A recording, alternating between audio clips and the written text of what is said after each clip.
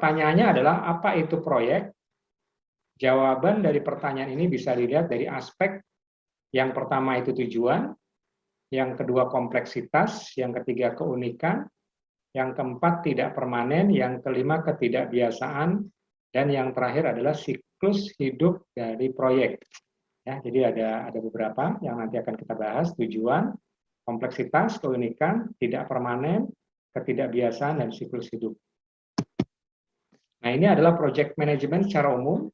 Yang pertama adalah goal setting, yang kedua adalah initiate, yang ketiga adalah plan, yang keempat priorities, yang kelima complete, yang keenam adalah execute, ada monitor and control, yang terakhir adalah task atau tugas-tugas.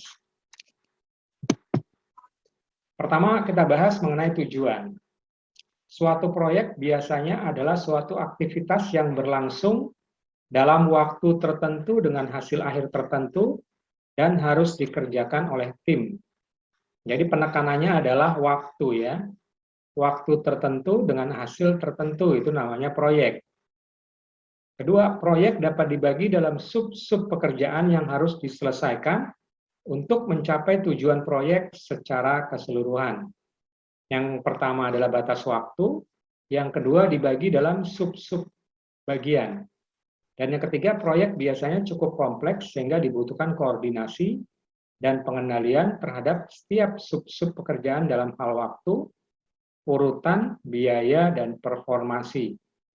Jadi sub-sub tadi harus dibagi lagi untuk lebih detail karena manajemen proyek itu biasanya cukup kompleks. Yang pertama dari segi waktu, kedua urutan pekerjaannya, ketiga biayanya, dan yang terakhir adalah performansi atau biasa kita sebut sebagai kinerja.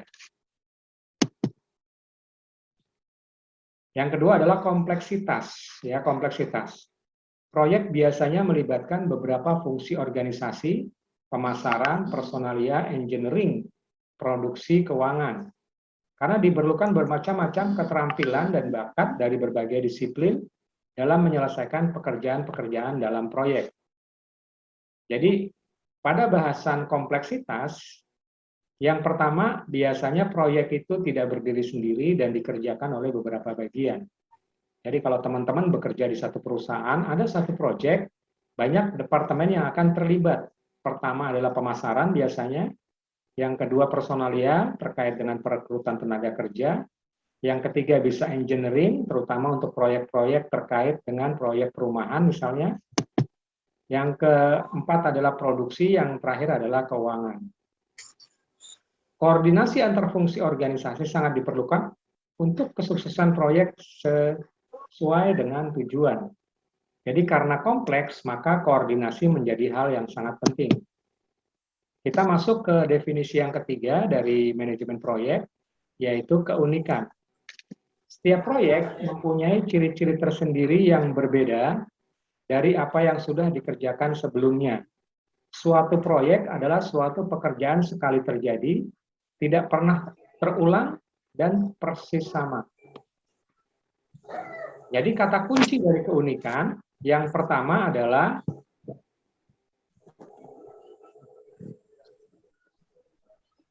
memiliki ciri tersendiri. Cirinya apa saja? Yang pertama adalah berbeda dari apa yang sudah pernah dikerjakan sebelumnya. Jadi biasanya proyek itu adalah hal yang baru. Kemudian, hanya sekali terjadi dan tidak terulang kembali karena proyek itu sangat unik, berbeda dengan pekerjaan yang sifatnya rutin. Oke, kita masuk ke definisi yang keempat, yaitu proyek tidak permanen. Proyek adalah aktivitas temporer, sewaktu-waktu, sekali waktu. Organisasi sementara dibentuk untuk mengelola personalia, material, dan fasilitas untuk mencapai tujuan tertentu, misalnya jadwal tertentu. Sekali tujuan tercapai, organisasi akan dibubarkan dan akan dibentuk organisasi baru untuk mencapai tujuan yang lain lagi. Jadi kalau proyek itu sudah selesai, biasanya dibubarkan. Mungkin teman-teman punya pengalaman, misalnya membuat proyek. Jadi proyek itu teman-teman jangan berpikir seperti proyek fisik ya, misalnya bangun gedung, hotel. Jadi proyek itu adalah suatu aktivitas yang sifatnya tidak permanen atau temporer. Misalnya, teman-teman membuat panitia reuni SMA. Ada proyeknya, ada aktivitas panggung, ada aktivitas macam-macam. Nah, begitu reuninya selesai, akan dibubarkan panitianya. Ini dijelaskan ya, begitu tujuan tercapai, organisasi akan dibubarkan dan akan dibentuk organisasi baru. Jadi proyek, definisi yang keempat adalah tidak permanen. Kita masuk ke definisi yang kelima, yaitu ketidakbiasaan. Proyek biasanya menggunakan teknologi baru dan memiliki elemen yang tidak pasti dan berisiko. Kegagalan suatu proyek bisa berakibat buruk pada organisasi.